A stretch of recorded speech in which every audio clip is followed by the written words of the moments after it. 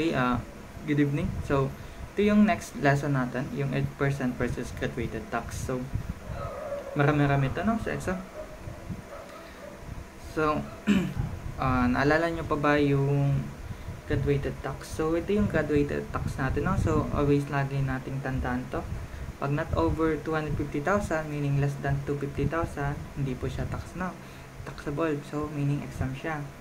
So, pag over 250, but not over 400, pag in between, dapat sobra sa 250 na. So, pag 250,001 pesos, no, dapat sobra doon. That is, within na sa 400,000. Pag sakto sa 250,000, that is, tax exempt, no? So, pag sobra, again, sa 250,000, that is, 15% of excess of over 250,000. So, hindi ko na to explain kasi na-lesson na to sa inyo last time, no? So, tandaan nyo to lagi, memorize, kasi gamit na gamit po ito sa exam. Okay?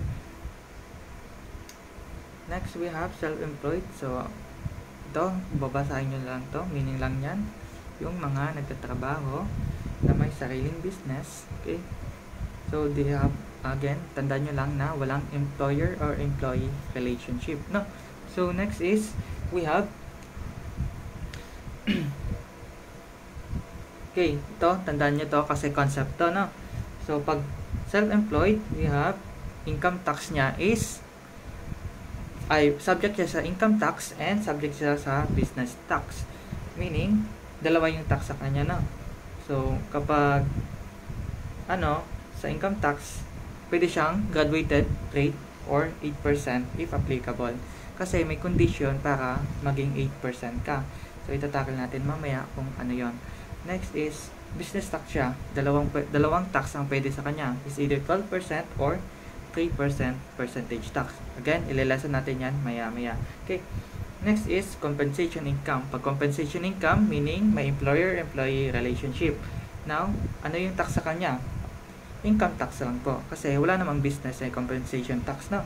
So, pag income tax, graduated rate po yung gagamitin natin. Okay? Hindi po applicable yung 8%. Okay? Now, not subject to business tax. Now, we have 8% professional tax rate for self-employed professionals. So, ano ba yung kailangan para maging 8%? Maka-apply ka sa 8%. So, we have, beginning 2018, upon effectively of RA 10963, dapat daw, regular income amounting to more than 250,000, but with cost, sale, okay, dapat po 50,000 and more. Okay, more pala, 250,000 more, hindi po 250,000 na, 250,001 pesos and more, ganun, okay. So, pero yung gross sales, again, dapat hindi magsasobra sa 3 million. Okay? They have the option to avail the 8%.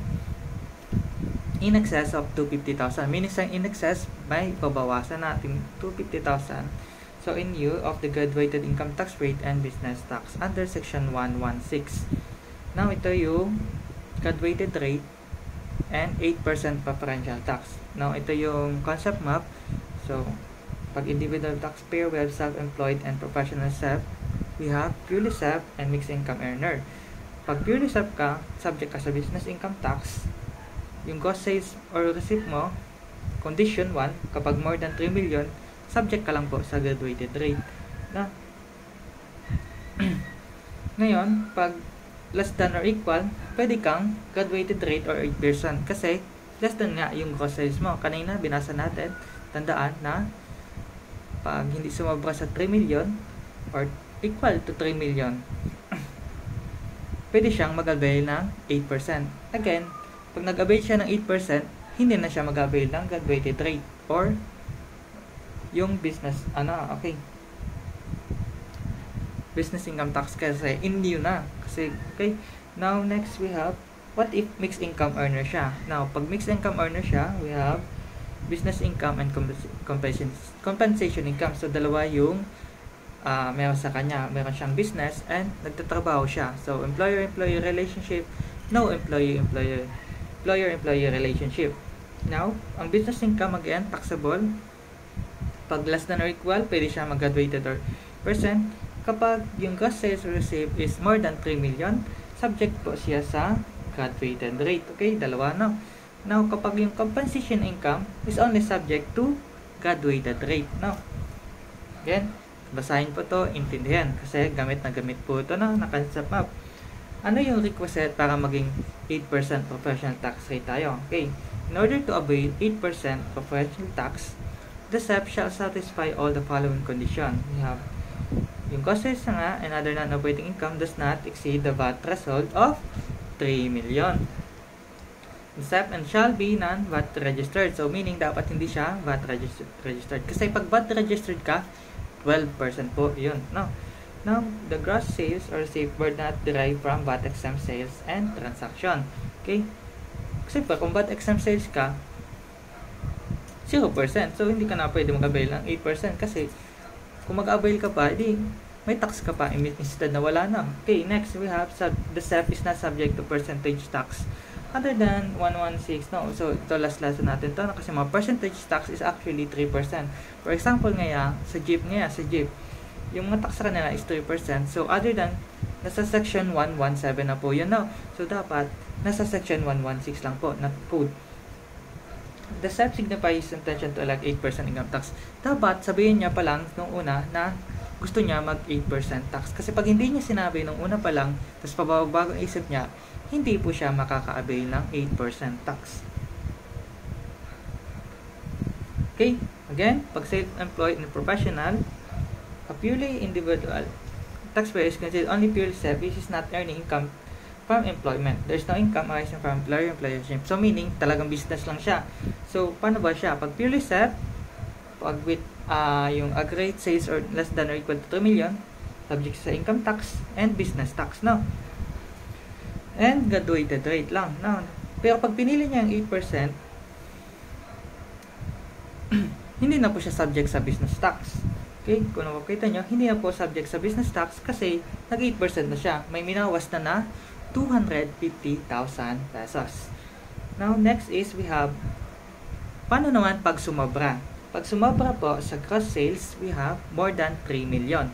So, purely SEP with aggregate sales or revenue of more than 3 million. Okay, subject lang po siya sa subject sa both, income tax and business tax. Yung ano niya, is graduated rate. Yung business tax niya is vatable na po, vatable. Next is, dito na tayo sa problem solving na. Okay, let's use the number 2 data na. Kasi yung number 1, same lang concept lang na. Okay, let's use the same data. The number 2 data. Okay, using the data below, yung gross sales daw, we have 2,800,000. And yung cost of sales, we have 1,500,000. So, ito yung product na binakal niya. Okay, operating expense, we have 750,000. Now, we need to deduct para makuha natin yung net income. Again, pag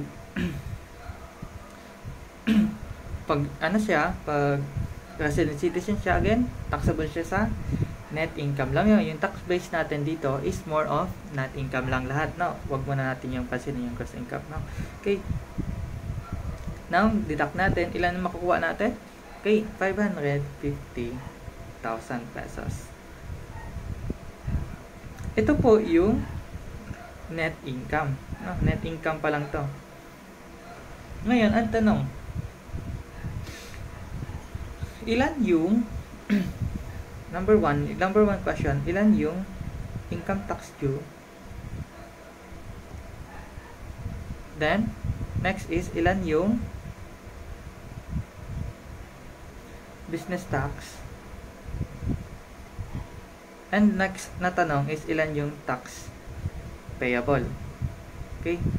Pag ganito po yung tanong, okay, isa-isahin po natin, no? Okay, again, this is purely SEP now. Purely SEP siya. Okay, wala siyang compensation income now. So, pag purely SEP, we have cost of sales, operating expense now. So, again, ilan yung income tax due? Ito yung gagawin niya, no? Itong net income na to, tandaan nyo yung graduated table. Yun po ang gagawin natin. Now, sa graduate table, this is more than 400,000. So, po, more than 400,000, ilan yung tax? We have 20%. Now, makikita nyo sa graduate table, that is more than 400,000 and 20%. So, that is 20% sang sobra, then plus 22,500. So, ganito ang gawin natin. Yung 550,000, minus natin sa 400,000, equal 150,000. Then, i-times lang natin sa 20%, we get 30,000 pesos. Now, since nakuha na natin yung 30,000 pesos, ilan pa yung idadagdag natin? We have 22,500. We get 52,500. Okay, 52,500 yung sagot natin sa number 1. Okay, we have 52,500 now. 52,500. We have 52,500 pesos. Okay, so ito yung income tax due. Ilan yung business tax? Again, pag business tax, okay, ganito lang yung technique, no? Pag vatable, pag VAT, no? Pag 3 million, yung gross sales is less than or equal to 3 million, 3%. Okay? Pag more than 3 million, okay? Pag more than na yung gross sales 3 million, okay?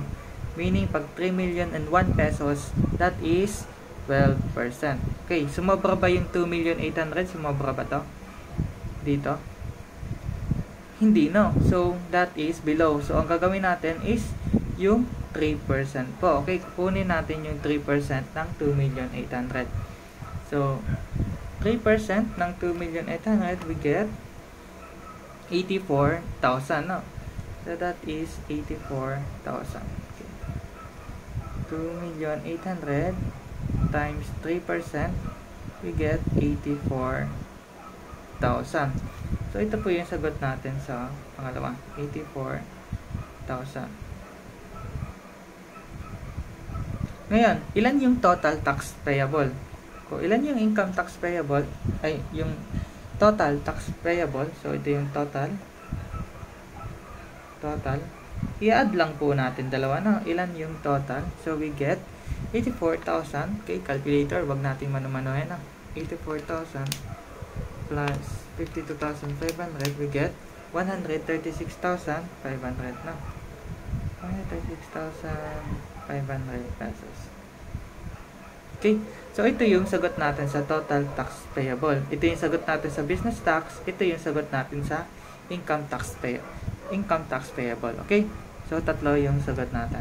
Okay, ito, and ito. Okay, next is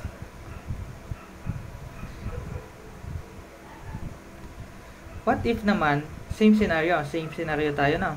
Same scenario, pero gusto niya nag-decide siya na mag 8%. Pag nag-decide siya 8%, anong gagawin natin? Pag nag-decide po siya 8%, we will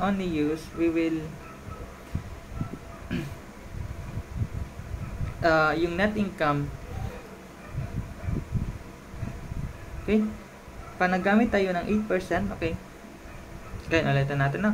Cost is 2,800,000. So, pag naggamit tayo ng 8% in lieu, meaning hindi na siya magbi-business tax, no? So, ganito po ang gagawin natin. So, 2,800,000 minus natin sa ilan? I-minus po natin sa 250,000 pesos. Okay?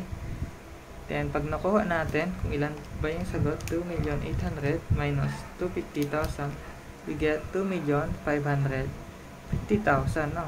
2,550,000. Ngayon naman, pag nakuha na natin to, i-times na po natin sa 8%. No? Times 0.08, we get 204,000.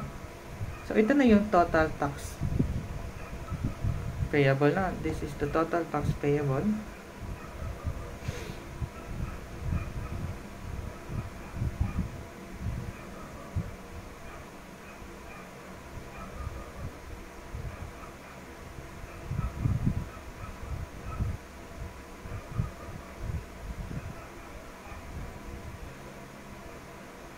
Okay, so hindi na to. So meaning,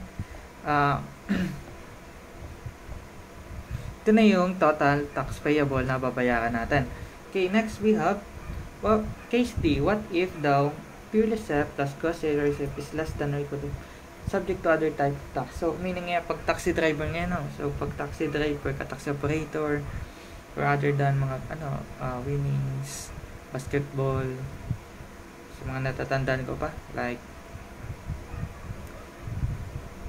like mga VAT exempt, like mga airplane, gano'n, no? So they are subject to other percentage tax. So other than section 116, so pag ganun po, hindi po siya applicable maggamit ng 8%. Okay? So 8% is not applicable in this particular case. So ang gagawin nyo is same lang sa ginawa natin kanina. But today is they are subject to business tax to 3%, no? So yung CCT meaning dito is common carrier tax under section 117, no? So mabura na siya sa section 116, gano'n lang tandaan nyo, hindi po siya pwede gumamit ng 8%. Okay. Now, case E tayo. Sa case E tayo, meron tayong purely SEP using 8% tax rate, but whose gross sales received and other non-marketing exceeds the VAT threshold of 3 million. Okay, pag ganito naman, basahin muna natin, okay? Pedro signified his intention to be taxed at 8% income tax rate on gross sale in his first quarter income tax return. However, his gross sales during the taxable year exceeded the VAT threshold of 3 million as provided in his quarterly record as follows. So, ganito yan, no? So, 8%, nag-apply siya sa 8% kasi yung gross sales naman niya is hindi naman sumobra sa 3 million. So, 500, quarter 2, 500, quarter 3, 2 million, no? So, nasa 3 million pa lang siya kasi 500 plus 500 plus 2 million is 3 million pa lang, no? Nasa 3 million pa lang siya. Ngayon, sa pag quarter 4, sumobra na, 3,500,000. Pag inad natin yung 3 million, we get 6,500,000. So, sobra niya siya sa VAT threshold na 3 million. So, meaning, anong gagawin natin? Hindi na po siya applicable mag 8%. So, graduated na po siya, no? So, ganyan, cost of sale, cost income, given na rin. Then, operating expense. Then, net taxable income, no? Go. Next is, how much is Pedro's income tax payable in 2023? So, ilan daw yung income tax payable niya? So, ang gagawin niyo lang is, again, to add quarter 1 to 4. Okay, pag inad nyo yan lahat, yun po ang makukuha niya na. No? So, kung mapansin nyo dito, inad nyo lang po lahat. So, inad nyo to. No? Inad nyo tong lahat. No? Inad nyo to. Ang nakuha niya is ito, 6.5. So, pag inad nyo lahat ng cost of sale, makukuha nyo to. Pag inad nyo lahat ng cost business income, makukuha nyo to. Okay? Then, pag inad nyo lahat ng operating expense, makukuha nyo to. Then, we will get the 2,660,000. So, ito po yung taxable income sa kanya. Ngayon, ang tanong, ilan daw yung income tax payable? So, ang gagawin nyo is yung graduated rate na. Since yung 2,660,000, again, sa 3 million, sumobra siya sa, saan ba siya sumobra? Sa 30%. Tingnan natin yung table. Sumobra siya sa, okay, over 2 million, but not over 8 million. So, sumobra siya dito, no? So, that is 30% plus 402,500. Okay, doon tayo. Sumobra siya doon. So, okay, doon tayo na. So, sa 2,060,000, so, 2,060,000, kung sumobra siya doon, i-deduct lang natin sa 2 million, we will get 60,000 times natin sa 30%, we get 18,000. Okay, then add natin yung 402,500 and we get 420,500. Ito yung income tax due pa lang. Ngayon naman, ilalas natin yung quarterly tax payment. Bakit natin yung ilalas? Kasi the cumulative gross sales or receipt for the entire tax rate is exceeded. Therefore, 8% prevailing tax rate shall no longer be applied. The income tax due shall be computed based on it. However, the 8% rate paid on the first week shall be deducted to arrive at the income tax payable for the year. So, kailangan natin i-deduct kasi nabayaran na natin yun, no? So, kasi nag 8% tayo doon. So, kailangan natin i-deduct na yon 8%. So, we get 220,000. So, 420,500 minus 220,000, we get 200,500. No? So, 200,500 yung sagot po natin. Okay.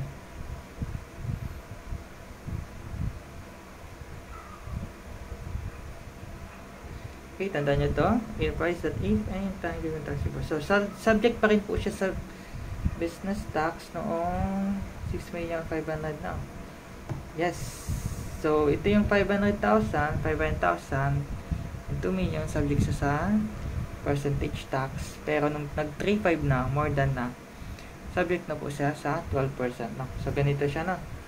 Sa business tax naman, 500. Okay, sorry. Sorry. Again.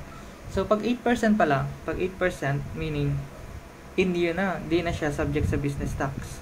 So, magiging subject lang siya sa 3,500,000. So, add natin lahat. Yung accumulated is 6,500,000.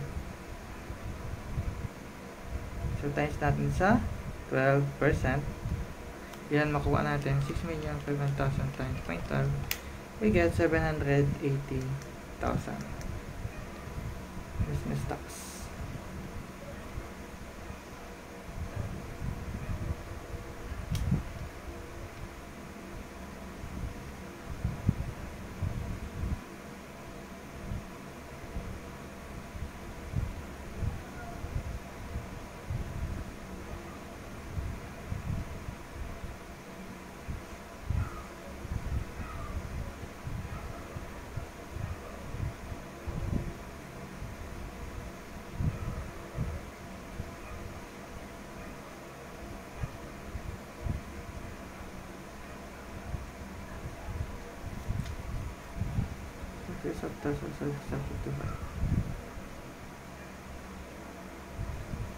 Prospectively, sorry class, not too sure. Prospectively,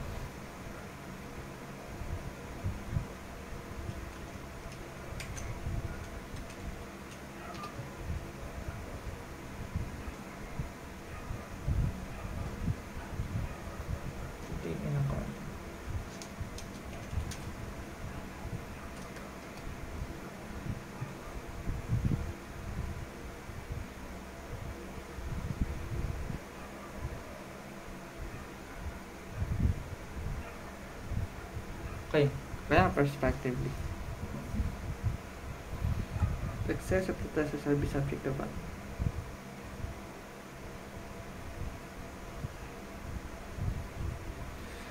Okay, tama yan. So, pag 8%, meaning, hindi na siya, nasarayin po siya subject sa business tax, then, naging subject lang siya sa 3,500,000. Okay, so, okay, malito na. Dito 12%. So, 3,500,000. Ito po yung taxable sa kanya kasi in excess na. So, this is times 12%. 3,500,000 times 0.12 get 420,000 pesos. So, ito po yung taxable sa kanya, business income. Anyway, ang importante lang naman dito, yung income tax due. Yun ang 200,500. So, ito yung annual income tax payable sa kanya.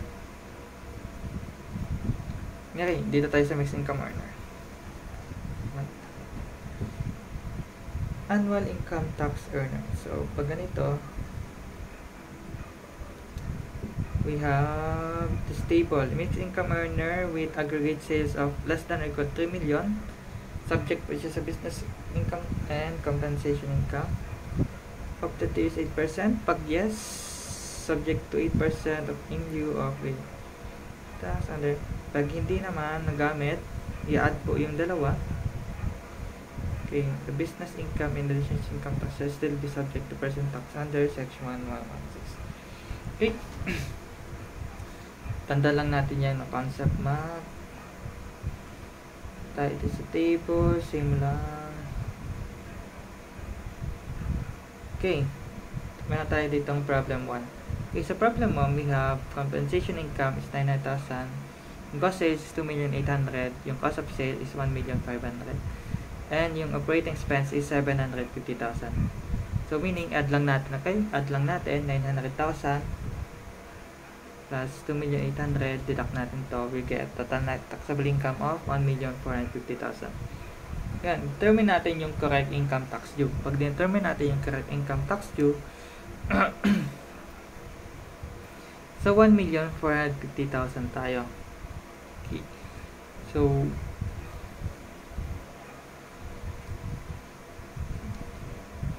pag 1,450,000, more than 800,000 siya, no?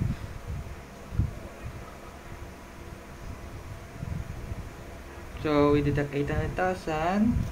So, 1,450,000 minus 800,000, we get 650,000 times natin na 0.25, we get 162,500. Okay, 162,500. Now, add natin yung 102. 500, we get 265,000. Okay. Kung nakuha natin yung 265,000, ito po yung income tax due. Subject pa ba siya sa business tax?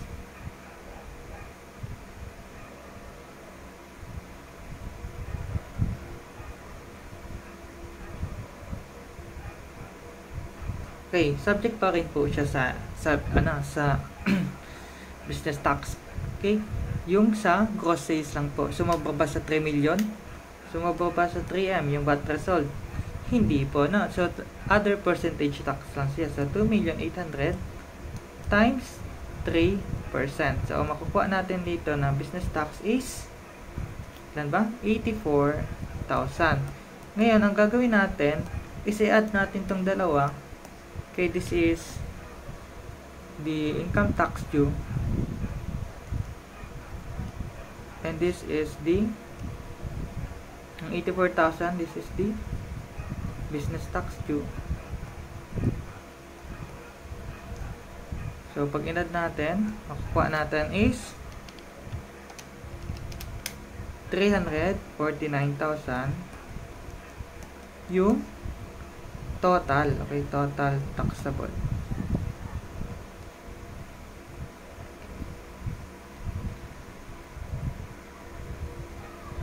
Ngayon naman, what if nag-avail siya ng 8%?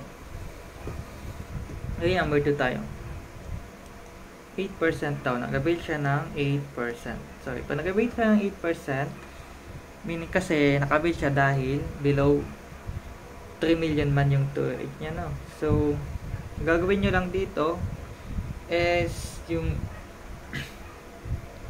compensation income. Okay, 1,450,000.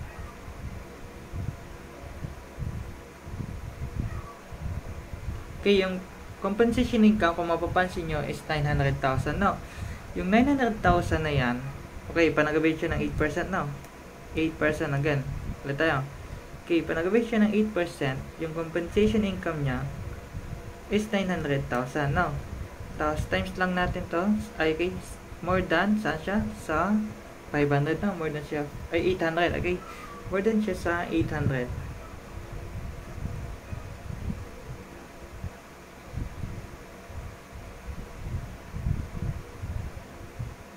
Ayun ba, nasa table 800? Tingnan natin. Compensation income. Yes. So, baka nga siya sa 800. Ayun, ang tanong. Ang dami pala nito. Dami namin yan. Okay. So, mababa siya sa 800. Saan tayo?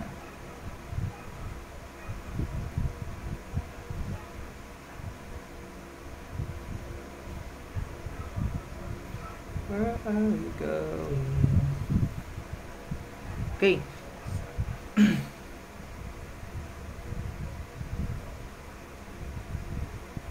Kung suma po siya sa 800,000, okay, tama. 900 minus 800,000, we get 100,000. So, 100,000, that is 25%. No, 100 minus, minus lang natin, 900 minus 800,000, we get 100,000. This is the graduate table. Times natin sa 25%, we get 25,000. Tapos first, 800, we get 102,500. Okay, nasa table po ito, no? No, we get 127,500. Okay, this is the sa compensation income using graduated rate. Ito pa yung tax niya, no, sa compensation income. Ngayon naman sa business income. Sa business income, actually, yung 2.8 million, i-times lang po natin sa 8% kasi may assumption tayo na binawas na natin yung 250,000 sa compensation income. So, times lang natin 2.8 million times 0.8, we get 224,000 pesos, no? So, ito na 224,000, ang nare-represent nito is yung income and business tax, no? Ito yung nare-represent to is income and business tax, no? Dalawa, no, ang nire-represent nito.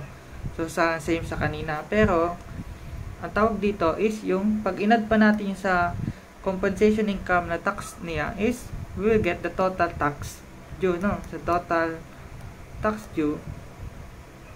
Okay, add natin tong dalawa. 127,500 plus 24,000, we get 351,500. Okay? Okay.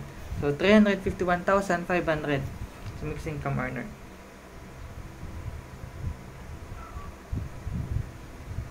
Okay. What if naman sa mixed income earner, sumobra yung gross sales, no? So, try natin to. Case B. So, assuming the data mo, yung 900,000 daw yung okay. So, gawin nyo lang, sundin nyo lang to, total net taxable income is 24. Ngayon, since 2,400,000 yung net income niya, we will deduct it to 2 million kasi over 2 million, no? Sa graduated table, sundin nyo lang ulit, times 30% plus 402,500, we will get the income tax payable is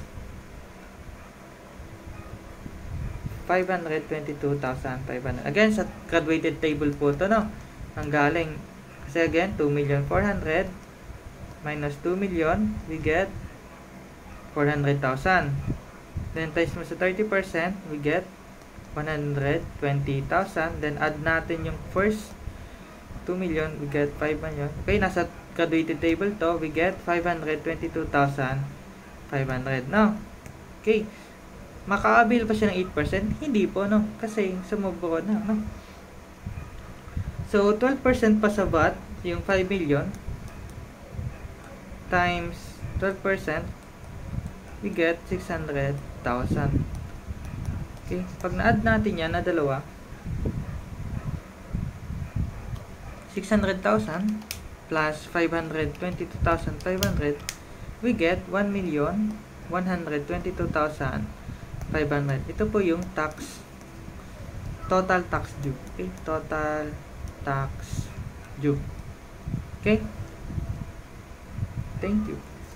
So, mahirap-hirap yung mixed income earner, no? So, again, ang inaano lang niya is kung gagamitin niya graduated rate, then kung subject pa siya sa VAT, okay, 8% versus graduated rate. Again, okay, remember yung VAT.